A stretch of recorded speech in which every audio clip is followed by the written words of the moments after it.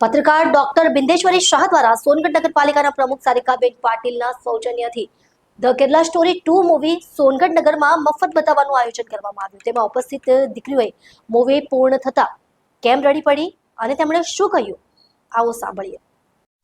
હાલ ભારત દેશમાં ચર્ચાનો વિષય બનેલી ધ કેરલા સ્ટોરી 2 મૂવી સોનગઢમાં મફત બતાવવાનું આયોજન પત્રકાર એકતા પરિષદ તાપીના ડોક્ટર શાહ દ્વારા સોનગઢ નગરપાલિકાના પ્રમુખ સારિકાબેન સચિનભાઈ પાટીલના સૌજન્યથી કરવામાં આવ્યું હતું.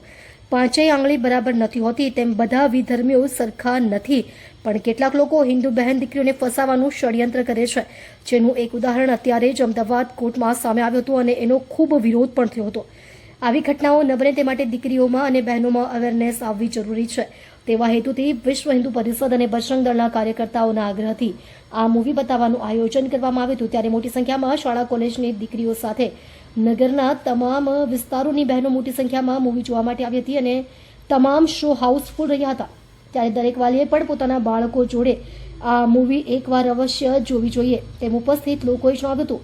આ આયોજનને પ્રોત્સાહિત કરવા સોનગઢ નગરપાલિકાના પ્રમુખ સારિકાબેન પાટીલ, નગર સંગઠનના પ્રમુખ અમિતભાઈ અગ્રવાલ, નગરસેવક સ્વપ્નિલભાઈ પ્રકાશભાઈ માળી, વિજયભાઈ વસાવા, ફાલ્ગુનીબેન પાટીલ, સંગીતાબેન પાટીલ, નગરના મંત્રી લક્ષ્મણભાઈ કિશોરભાઈ ચૌધરી, રાહુલભાઈ સિમ્પી આ કાર્યક્રમનું આયોજન કરવા બદલ ડોક્ટર બિંદેશ્વરી શાહને બિરદાવી એમનું સન્માન કર્યું હતું. હેતલબેન કોકણી, તાપી. મને આ શીખવા મળી છે કે દરેક દીકરીએ પોતાના મા બાપના આધીનમાં રહેવું જોઈએ અને એમની વાત હંમેશા માનવી જોઈએ, કેમ કે એ લોકો જે કહે છે એ સાચું હોય છે, કેમ કે એ લોકોએ આપણને જન્મથી આજ સુધી સાંભળ્યા છે. અને જે છોકરીઓ છે જે 16 વર્ષ ને 17 વર્ષની ઉંમરમાં જ છોકરા સાથે વાત કરે છે અને એ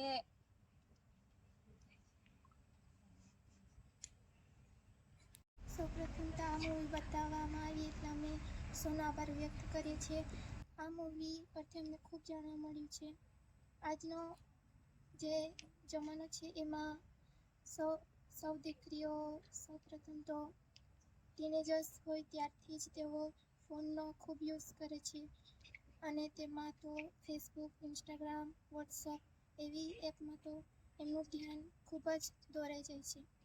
સૌપ્રથમ તો ઇન્સ્ટાગ્રામ એ આજના યુગમાં ખૂબ જ આગળ વધી રહ્યું છે અને તેમાં ખાસ કરીને આ બધી વિદ્યાર્થીનીઓનો જ આઈડી પાસવર્ડ હોય છે અને તેમની જ આઈડી જોવા મળે છે. અને ખાસ કરીને તેઓ આઈડી શા માટે ચલાવે છે તો કે તેઓ રીલ્સ બનાવે છે અને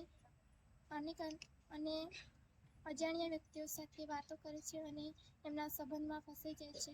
પછી તેઓ માતા પિતાને કહ્યા વગર સંતાઈને એમની સાથે ચેટ કરે છે, વાતો કરે છે, જેથી પાછળથી ઘરે જાણ થાય છે અને માતા પિતા પણ ખૂબ એમને દુઃખ થાય છે. એવું ન કરવું જોઈએ અને મૂવીમાં બતાવવામાં આવ્યું તેમ કોઈ પણ અજાણ્યા વ્યક્તિ સાથે વાતો ન કરવી જોઈએ અને માતા પિતાનું જ પહેલી વાતો માનવી જોઈએ, કારણ કે માતા પિતા જ આપણું બધું સારું વિચારે છે.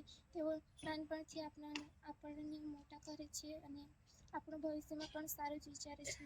એમનો જ આપણે સહકાર અને એમનો જ સાથ આપવો જોઈએ. અજાણ્યા વ્યક્તિ સાથે વાતો ન કરવી જોઈએ અને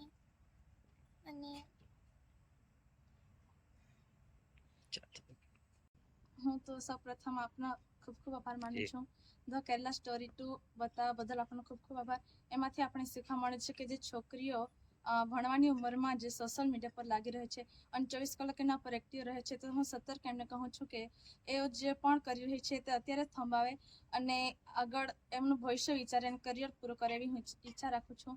દરેક છોકરીઓ જે પણ સોશિયલ મીડિયા પર ખાસ કરીને હવે હાલના યુગમાં ઇન્સ્ટાગ્રામ વધારે ચાલી રહ્યું છે, તો તેના પર જે પણ છોકરીઓ જે અજાણી મેસેજ આવે કે અજાણી કોલથી આવે એનાથી સતર્ક રહે અને પોતાનું કરિયર વિચારીને પોતે આગળ વધે એવી હું ઈચ્છા રાખું છું.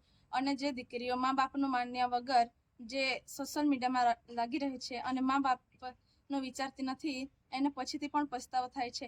એટલે હું દરેક દીકરીને કહેવા માંગુ છું કે ભારતની દીકરી હોવાને નાતે હું બધાને કહું છું કે જેઓ પણ આજે હાલના યુગમાં સોશિયલ મીડિયાનો વધારે ઉપયોગ કરે છે એનું આટલું જ કહેવા માંગુ છું કે તમે સતર્ક થાઓ અને પોતાનું કરિયર બનાવો એટલી હું ઈચ્છા રાખું છું.